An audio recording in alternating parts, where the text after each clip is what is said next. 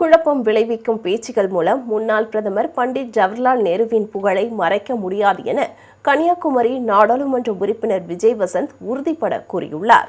ஜவஹர்லால் நேரு குறித்து அண்மையில் அவதூறாக பேசிய ஒன்றிய பாதுகாப்புத்துறை அமைச்சர் ராஜ்நாத் சிங்கிற்கு காங்கிரஸ் கட்சி கண்டனம் தெரிவித்திருந்தது.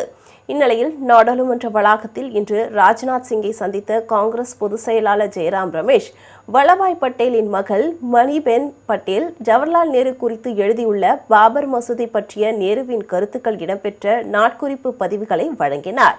இதை தமது எக்ஸலத்தில் பதிவிட்டுள்ள விஜய் வசந்த் எம்பி ஜெயராம் ரமேஷிற்கு நன்றி தெரிவித்துள்ளார். ஒன்றிய அமைச்சருக்கு பணிவான நினைவூட்டல், உண்மைக்கு மூல ஆதாரங்களே தேவை என்றும் அவர் தெரிவித்துள்ளார்.